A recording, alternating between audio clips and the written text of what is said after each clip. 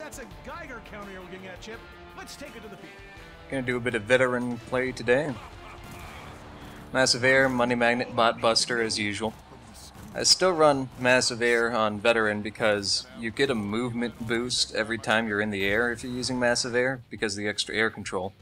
Him with the jetpack means he gets it for a considerable while. Like you could have seen it right there, it's like 14% extra speed. You'll actually see that it's going to save my butt a few times in this match. First gremlin always spawns on the Iceman side, so I made sure to go get that.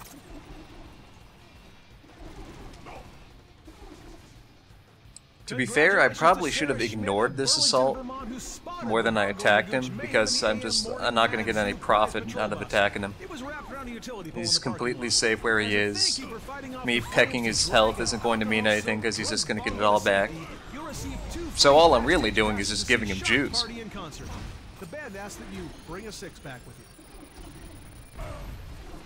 $138, don't have enough for the ejector yet, but I was eyeing it.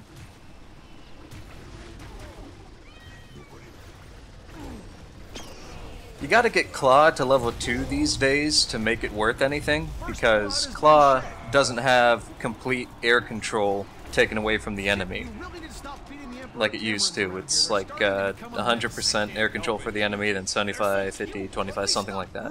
So getting Claw to level 2 makes them lose enough air control that they usually won't fidget enough to get away from your grapple when you get a good pull. If I have a game going good enough, I'll never level Claw, because I'll just never use it and I'll grapple everybody to death. But usually, yeah, see, that's where Massive Air saved me. It stopped all of the thrusting force away from the ejector, and then just freight trained back onto the map. Well said, Chip. Who do you like for I think I've got about like 10 bot kills right now, so that means I'm already doing 10 more bot rating and damage to these guys. The tooltip for Bot Buster talks about it as a percent. It really shouldn't. It should talk about it as bot rating. 1 bot rating per bot kill. Because you start at 200 bot rating. Oh, hold up.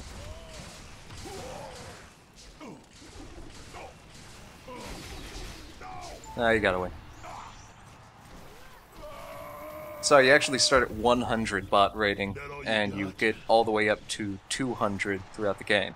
You start at 100 turret and get to 200 turret, 100 player damage and get to 300 player damage and rating by the end of the game.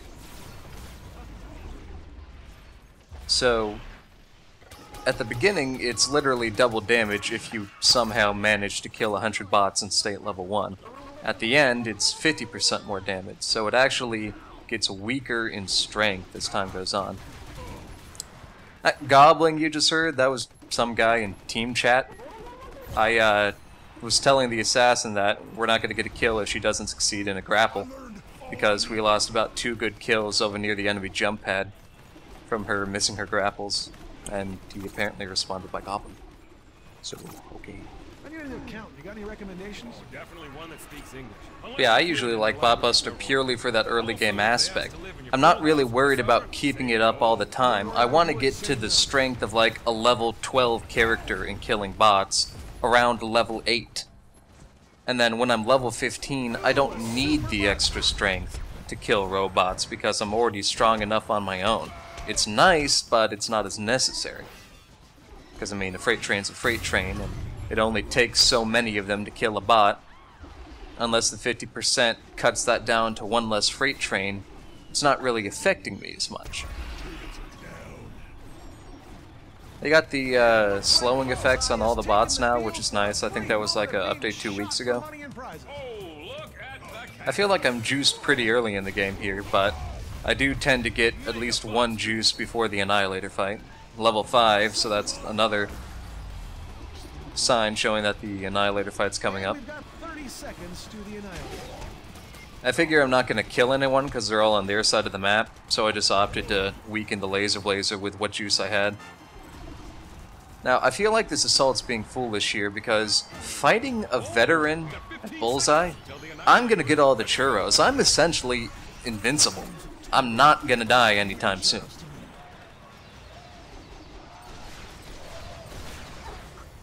I got a little ballsy there, but I seriously wanted that kill. I mean, $143, and if you look at what level I am, that's pretty much a level for me. Almost. So I felt like it was worth the risk. Killing cats is always a pain. They always take like 6 or so falcons as veteran. I hear a gremlin up there, but I'm nowhere near it to get the kill, so that sucks. But like I say in all my videos, sound is so incredibly important in this game. There's a lot of kills you can see in this video that I wouldn't have got if anybody was listening instead of looking for me, because they would have known where I was. Yeah, I'm the only jetpack user on my team. There's the assault, but his jetpack sounds different, so you could notice that. I've got my own special footstep noise. Every single character has a unique footstep, so there's just a lot of things to pick up. That Megabeth could have heard me lunging. It came from the wrong side of her, because her friendly veteran was on the other end. And if you're wearing headphones, you'll be able to tell left and right. I was stopping that blackjack to make sure it didn't punch our activator. I think I do a few churro jumps in this match, where I freight train to a churro, then use the churro to immediately freight train again. Those are always fun. So again, there's no kills to be taken here, so I'm just going for bots, going for turrets. It's kinda like fishing, you just gotta wait for them to stick their necks out far enough. There's been a lot of games where, if I'm ahead in levels, I will purposely ignore someone shooting me, so they get a stronger and stronger feeling that I can actually take this guy on whittling his health low enough, and then, when they get close enough, I actually pay attention to them and beat the living crap out of them. Now, I think I've already upgraded Skid Row... Hold up. No, I'm safe. Skid Row Throw one time this game, so if I hadn't upgraded it, I probably wouldn't have done the damage necessary to kill that Megabeth, and she would have gotten away. So it always is a gamble. I could have had one more point in Freight Train during this time, or in defense. Some people are very rigid about what skill order they get. I'm a bit more fluid. I take that offense has to be first, and defense when you need it. And there's usually the one damage skill your character has that you always focus after offense, but I just try to feel out the match and see if there's something that another skill can offer me if it has a lower cooldown or does more damage. With the veteran, the jump from Skid Row 1 to Skid Row 2 is a lot of damage. So, if you plan on grappling a person multiple times, that's definitely a thing to thinking about, putting that one point in and sacrificing it somewhere else.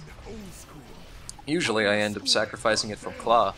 I just accept the fact that I'm crappy at aiming claws, so I put the points where they can help me in other places.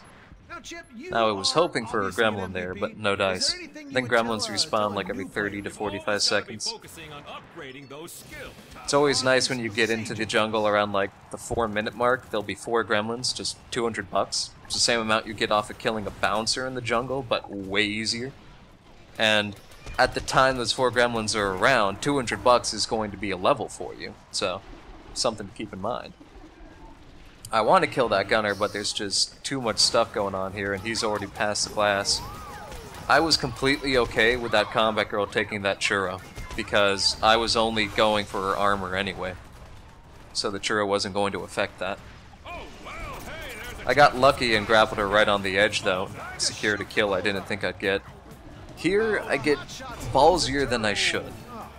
And you'll see that by shooting my falcons, they didn't do anything for me, and they gave away the fact that I was there. If I didn't shoot my falcons, and instead stayed behind that wood box and just smacked up bots, I might have been able to stay there unknown for a long time. I wanted to get a freight train kill there, but it suffices with a ring out. Now this is what sucks. Some maps, those ledges you can stand on. Some maps, those ledges make you go slippery. I forgot that ledge was slippery. I was planning on juicing, then using the speed to jetpack around that corner, then freight train to safety. But I got shafted.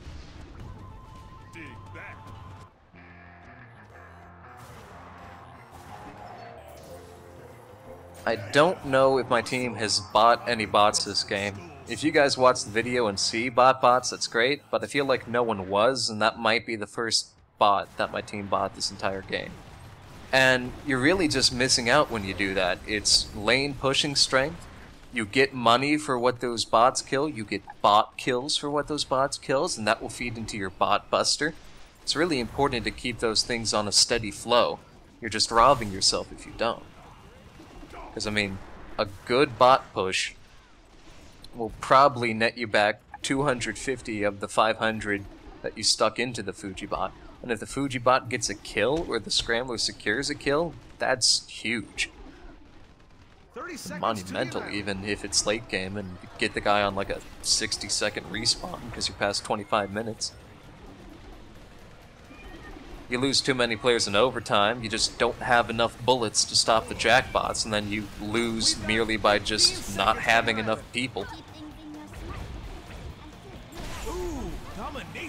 I was really bad at double grappling that Megabeth this entire game. Not really sure why. See, she talks about air grapples, and I'll actually talk about it in text here in a second, but grappling isn't directly on the ground. There's a grace distance of like a foot or two off the ground you can grapple somebody. So if you take that plus the ping difference, air grapples on your screen can be normal grapples on my screen. And that's why I usually check the ping of my opponents before a game starts. Because I have to make sure who I can grapple and who I can't grapple. The first time you get into a grapple fight with anybody in the game essentially tells you what will happen in grapple fights for the rest of the game. If you fight somebody and you immediately grapple them after they finish grappling you, you're going to be able to do that to them every single time you fight them. If they always beat you to the grapple, they will always beat you to the grapple, because ping's just going to make it so. So there's unfortunately times where it looks like a good idea to attack, but you know that guy will beat you in the grapple, so you have to let him go and not get the kill. And that can suck.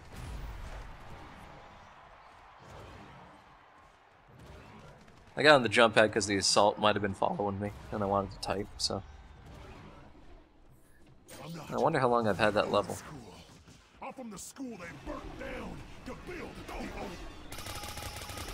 One thing to keep in mind in Veteran is just Falcons don't do that much damage. If you're accurate over a long period of time, it's great DPS, but if you're going to give away your position by shooting Falcons, one of the most noticeable projectiles in the game, and hell, they're even team-colored, you better have a good reason for giving away your position.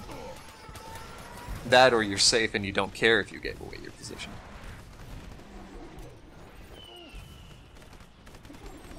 Fans are reminded to check out this week's Penny Saver at the convenience This Chestnut was actually pretty good in this game. Whenever I was near death, he'd be keeping an eye on the health values in the top left corner, and he'd actually run over to me and give me a chest and roar, and then I think that actually saved me from one assault gank attempt.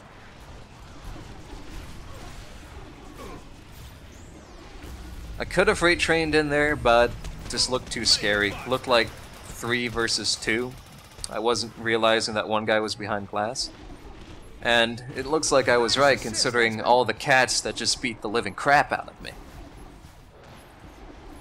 Now I charge in here because I know I'll get the churro, and that's going to allow me a second charge if I want it.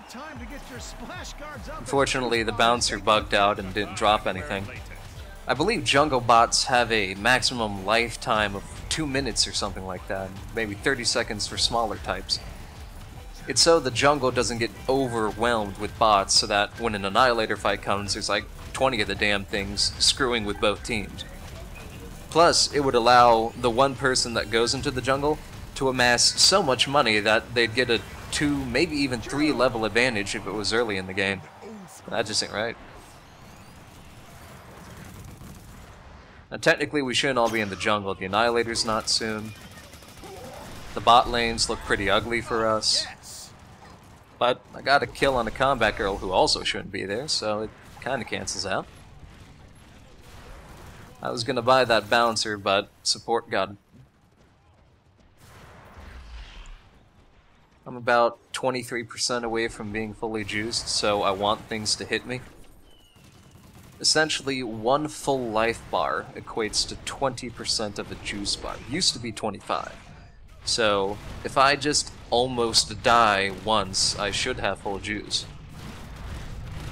But I'm about to get it off this bouncer instead, leaving the second juice box for the assault behind me, because there's no point in me having it anymore.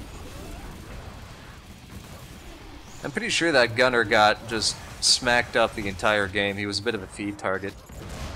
One of the reasons that happens might be skill, but he's the only fat guy on their team. Veteran's fat, but he's really fast. So he just makes an easy target as he's big, he's slow, he's got a square hitbox. Just shoot the crap out of him. Can't run away either. I'm always a bit uncomfortable playing things like Gunner because they're more team reliant due to their speed. Same thing with Carl. I can play a good Carl, but I hate doing it. Now normally I wouldn't do that freight train, but I had to break line of sight immediately or I was going to die. I actually got a little bonus from bouncing off the glass there. I didn't think that was going to happen. Wow, the Annihilator is here, ready in about 15 seconds. Exciting stuff. Magabeth on me. Again, makes her presence known with the rocket, doesn't make any profit off of it because I get away. If she went in with a couple of bullets and then a grapple, might have killed me. Maybe a derby disco, if she waited a little longer until it was off cooldown, could have killed me too. I like to keep track of people's reaction times as the game goes on. You essentially get people that you hit once then grapple, or hit twice then grapple. If you're playing Assault, you might shoot a full clip before you charge, or maybe just a half clip, depending on how quickly they assess that an enemy is pummeling them, and then they have to flee. And optimizing that, memorizing those reaction times, helps you kill people better. So, way too ballsy there.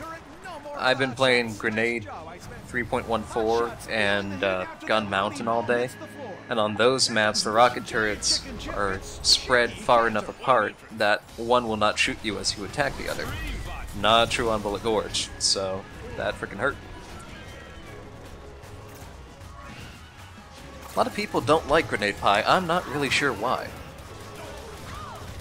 I'm fine with it myself. It's not a bad map, it's just a different map in that it has such widely separated lanes. Still got jump pads, of course. What most people seem to hate is the ejectors, how they practically cover the entire lane, because there's 2 of them for each map. Let's see if I get away from here. Yep. Cheston saved my life there. Cheston grappled him out of the sky. I think he might have got him with a banana first, not sure, but if he wasn't there, I'd be dead right now. I would have lost my bot buster, my level advantage. The enemy assault probably would have got a level off of my high bounty kill. Back to the ejectors on Grenade Pie. I actually enjoy them because I usually just stand underneath one of the bridges, and the gaps between bridges are small enough that I'm not going to notice any fall-off issues from distance. I've actually had games where I buy the ejector not hitting anything. Now, that was really foolish, got way too ballsy there. There's not even a reason I should have gone for any kill there. But I buy the ejector to just make the area safe for my team to move. And that's worth it. Grenade Pie is a kind of map where you just don't have as much cash on hand as other maps because you're frequently using it. You also see less bots on Grenade Pie because people are putting more money than usual into ejectors.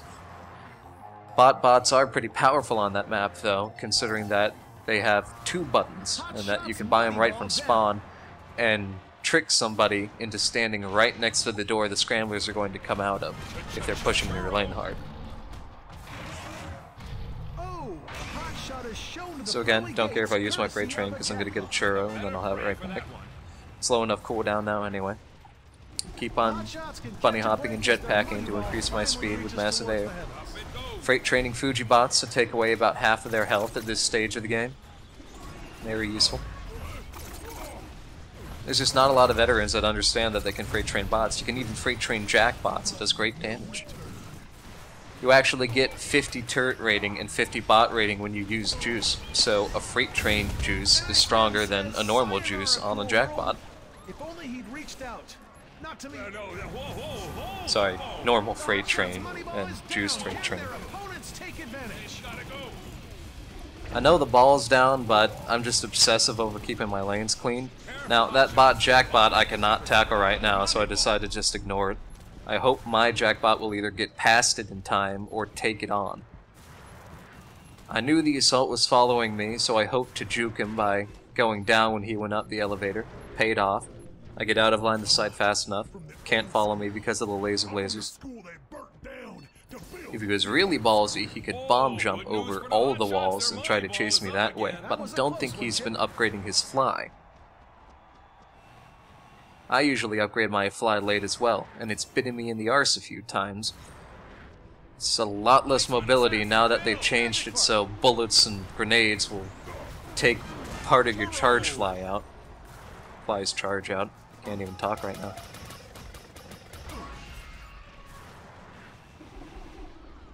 I opted to do a bit of backdooring here. Probably wasn't the best decision. I should have been back there hitting a jackbot or helping at the Annihilator fight. But I think what was going through my head here is that I wanted another juice bar. Now it actually ends up paying off because I find this straggling Megabeth here. 15 seconds until the Annihilator is back online. Don't kill her though.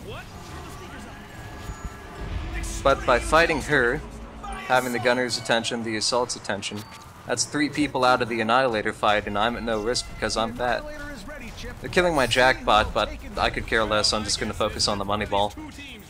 They finally turn around and notice me, but it's too late. I thought I was going to kill that assault with a freight train jump, but I couldn't get it off in time. I don't know if he was taunting because the game was ending or because he killed the jackbot. Don't even know if he knew I was there. Icemen take the prize. Yeah, the main thing Veteran has over Commandos is just his health. He's a little slower, but he's got the instant speed when he needs it, and that's what you need to break LOS and stay alive. Speed over a long distance doesn't matter as much as speed over a short distance, because one is just how long is it going to take you to get to the Fujibot and shoot it, and the other is are you going to live or die.